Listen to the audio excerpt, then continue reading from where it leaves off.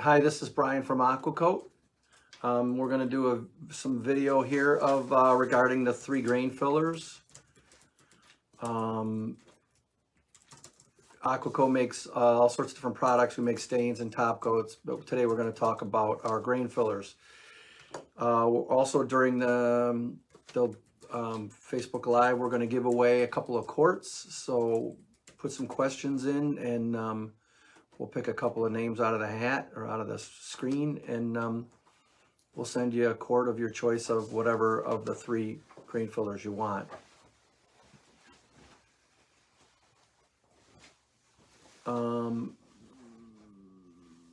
So all of the grain fillers are eco-friendly, non-flammable, non-combustible, low odor, low VOC, have a shelf life greater than a year. They're all a little different. The clear was the original product. Very easy to use. Again, all those characteristics, easy to sand. The clear you can add pigment to, which we'll go over later. And you can make it black, you can make it a brown, you can make it a rosewood, you can do all sorts of different things with the clear. It's very easy to use. It's mostly used on, hard to fill oaks and grains and different species of wood. It is pretty much acceptable with all different top coats over it. It's just the method of application. If you apply a nitrocellulose lacquer, it will accept it. If you apply, like people want to put tung oil and linseed oil type of products on it, you can do that, but after it's fully cured, which is like 14 to 21 days. And then when you apply your oils over it, you don't want to vigorously rub it because it will break down the filler. So just brush it on or rag it on. Always, if this is the first time you're trying that, you want to run a test first. But that's the process. If you were going to use this and you were going to stain, this will accept stain, but we believe that it looks richer if you stain it first and then clear coat over it, which is the most common usage of it. If you're using a stain and you're using an oil-based stain, you want to let it dry 48 to 72 hours. Lightly scuff sand it and then apply the clear filler over it as per the instructions on the container and all of our videos. We recommend in any of the grain fillers you do not use steel wool, because steel wool will leave little red rust spots once you do something with it, like put a water-based top coat over it, but you risk leaving little rust stains. If you're going to use a water-based stain, you want to put a coat of wax. You put the water-based stain on, put a coat of wax-free shellac, or you could spray like a water-based lacquer. You just got to make sure that you let whatever that is cure before you put the grain filler on. Some of those spray can seal coats or polyurethanes will cure pretty quick, or lacquers, and even the water-based lacquer will dry real quick, but you got to be make sure that it's fully cured. Otherwise, you risk entrapping evaporation of the VOCs, and it can become opaque. Yeah, this accepts all sorts of different top coats, poly, just the method of wiping it that can cause problems. Okay, I want to go to the high performance. All the same characteristics of the clear, except for it's a little higher in solids. We make this, this is more of an industrial product, and it'll perform a little bit better in less coats. Other than that, it is very similar to this, to the clear, the high performance. We also have the white grain filler. We were making the clear and people came to us and said, it's nice. We're painting our cabinets, which was new to us. This is mostly tables and musical instruments and all sorts of different bookshelves and trim and all that. And then people started using it to paint their kitchen cabinets and weren't having success because they had spent, they couldn't see it. So we're going to go do a demo where it literally, if you're going to paint over it, you definitely want to use this. This is much higher in solids and will perform better in less coats. And it's an amazing little product. It's extremely adhesive, can stick to plastic, wood. It's very, very adhesive. It'll stick to many different things. So like I said, we're going to be giving away grain fillers to any questions that come in. So a couple of commonly asked questions. Can I apply tongue oil or linseed oil over the grain filler? Yes, if you let it dry and cure 14 to 21 days after you've applied it. Do not try to vigorously rub in your 8 coats of linseed oil over it, because you put the grain filler in so that whatever you put on top of it will level up and puddle up and level out. And the method of rubbing it real hard will soften it and cause problems. It's not meant to something to be forced over the top of it. Is it possible to use a polyurethane over the finish over the grain filler? Yeah, very, very common. Again, it's if it's a wipe-on poly, you don't want to wipe it on vigorously. You might want to brush it on or lightly rag it on. But that heating it up by rubbing it will cause problems. Is it possible to use your grain filler after a nitro finish has been applied? Yes, as long as the nitro is cured, right? As the previous coat is fully cured. Again, there's a common thread in here that will be helpful to you. And cured is whatever the guidelines of the manufacturer are, not the dry time, but the cured time. Let it cure, scuff it, and then apply the grain filler as per the instructions. That's for all of them. For the white, people ask what kind of primer should I use. We recommend Zinsser Bin Seal Coat. A lot of people use that. That seals in the tannins on the white, so they don't bleed through. Tannins are questions that causes tannins, which is an oil that bleeds through. Hey Brian, you got a question from Ray. Hey Ray. Hey Ray. How thick or deep can it be applied? The grain filler. So if you if you apply it too thick or too wide, it will become opaque, right? You can add, for the clear, you can add pigment to it. The white, you can add it a little thicker than and wider than that. But we say like a 1/16 of an inch, like a hairline fracture. We get a hairline crack. We get people with that a lot. If you're trying to fill knot holes, the clear will not work for that. It just won't look right. But yeah, pretty much a 1/16 of an inch thick or wide, deep or wide will all the grain fillers will work on, and the clear or the white will work better on bigger openings. But I mean, you can't fill a 1-inch hole or anything like that with it. So common with the white is people hired somebody or did their own cabinets and it doesn't look good because they didn't fill the grain. They thought it would have filled the grain. So the common question is, what can I do now? Can I use the grain filler now? Again, as long as the paint is cured, you can scuff sand it and then apply a coat of the grain filler should be enough, 2 at the max, and then you know, paint over it. You probably don't necessarily need a primer again. Yeah, you can put, I've had people put 5 coats of paint on and it would still absorb it. How much grain filler do I need? So like this, this is a pint of the clear. It will probably be enough for 6 or 8 guitars, right? You're going to use probably a teaspoon or a tablespoon, like a half a teaspoon per coat, right? Per layer that you're going to put on. You want to usually use 2 to 3 with this and probably 2 with that. And in the white, you want, it will do a kitchen with 15 or so doors and drawers for a pint. And that's 2 coats and all the end caps and all everything besides the doors and drawers. A pint should be enough to do 2 coats. A quart will be enough to do a kitchen with 35 doors and drawers, 2 coats.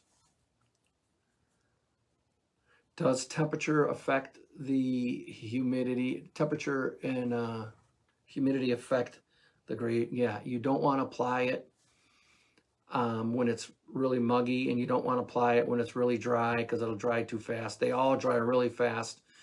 And if all of them, if you're working on an area this big, it's not good. You want to do little areas at a time because it dries pretty fast, and you'll start to put it on, and then you'll go back and take off the excess, and you'll start to pull up this stuff out of the grain, kind of like a wood, like a Play-Doh, like Play-Doh sticks together and kind of pulls out. You don't want to apply it when it's 80 or 90 degrees. You don't want to apply it when it's 55 or 60 degrees. You want the humidity to be about 50%. We just say 70 degrees and 50%. Anything else outside of those can cause different problems. The grain fillers are commonly used on exterior doors, front doors or garage doors. If you're going to do that, it will work. You just got to make sure that it doesn't get direct sunlight and it's not a 95-degree day. So you want to apply it, make sure it's in the shade, and then if you put your top coat on it, the grain fillers won't fail. Your top coat will fail before the grain filler will fail, and they're all non-yellowing. How do I use the clear grain filler stain? I kind of went over that. So that's the product part of the talk. Now we're going to kind of show you. So we did this board yesterday. We just put some grain filler on. This is not grain filled. That first one has got one coat of filler on it. The second one, you can see it's caked up a little more. It's got 2 coats of filler on it. And this is the white grain filler. And then that third one you can see has got a lot of the grain filler and this was sanded to 180 before we did this. Okay. This is a demo board of a final. Right, you can see this is the back of the board. The back board is just primed and painted. The front of the board it's primed and painted, and you can see not grain filled with the white cabinet grain filler. You can see the difference, right? And this is the clear, right? This is top, that's not grain filled. And you can see how it's grain filled and it's glass smooth, just absolutely glass smooth. Okay, so we're going to show a little demo of the white. The clear doesn't really show up because it's so clear, which was actually a problem. So we're going to show you how you apply it and how it pops out at you, where you applied it and where you got to sand it. So when you're putting the white on, you can see how easily it applies, how it sticks out and it pops out. And then when you're sanding it off after it dries for an hour, you can see where you over sanded it, right? The clear, you can't see that, so you got to be really careful and not overwork it and not over sand it. So just take a piece out, kind of putting it in here.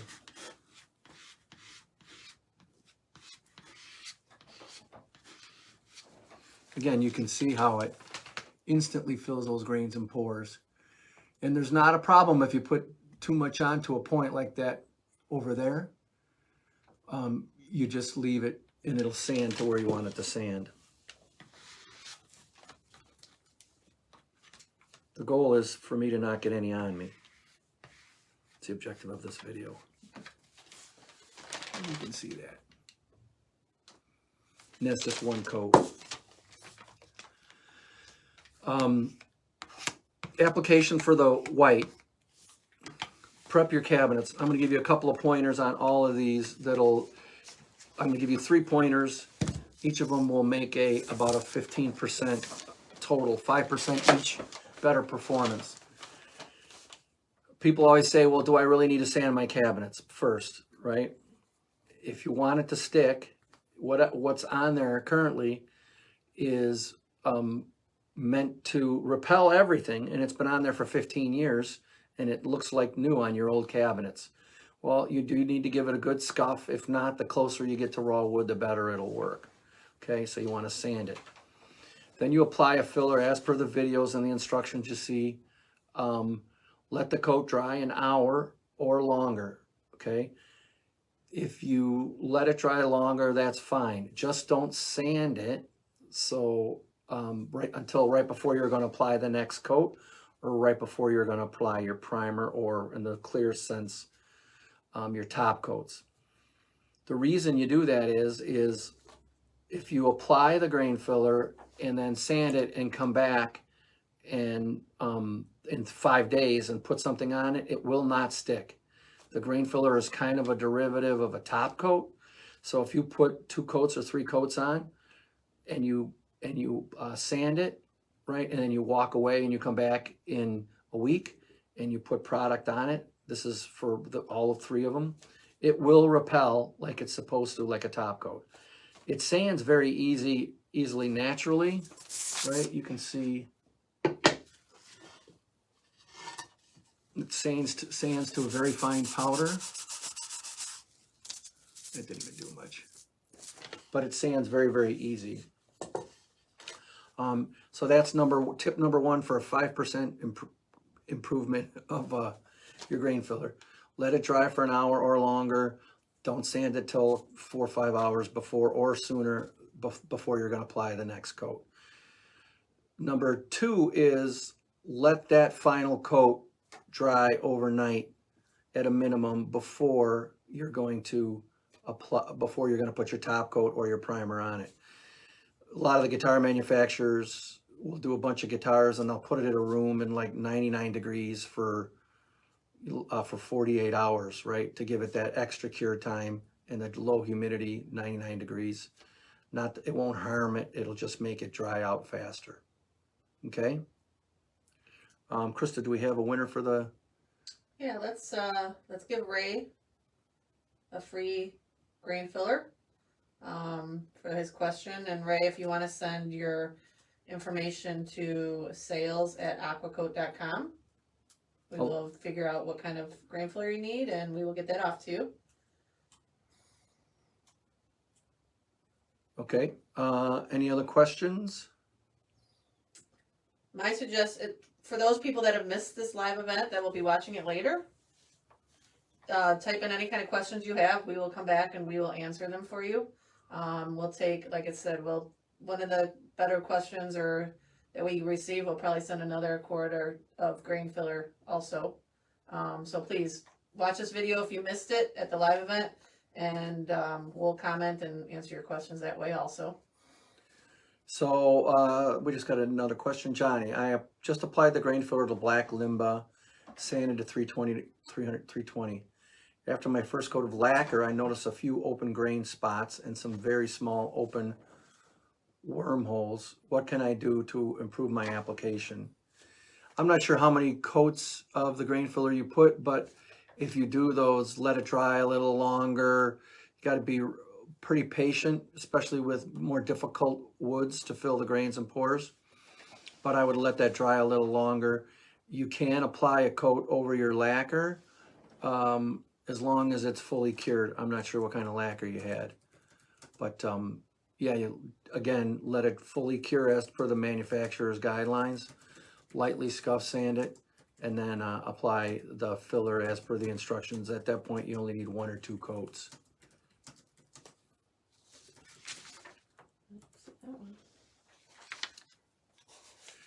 Any other questions?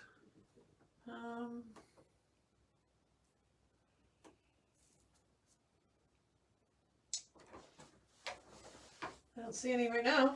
All right, thanks. And I forgot to go over that. Our next one will be about adding pigment to the grain filler, right? So these are some things we did just goofing around. This is the grain filler tinted with a Van Dyke brown, right? And then stained over it, or stained first and then filled with Van Dyke brown pigment into the grain filler. Looks really nice, kind of a cool look. This was grain filled with white and then a little black lacquer over it. Again, a very different look. And then this is a red mahogany stain with red mahogany in the grain filler. Kind of different artistic looks. And we'll go over more of that in our next Facebook Live, which is going to be in a couple weeks. Thanks, and feel free to send us your questions. And just follow us on our social media at Aqua Coat, and just so you can get up-to-date information on any future events. Right. Like we're going to have about tinting the grain filler. And after that, we're going to go into our top coats, our lacquers, and seal coats. All right, thank you.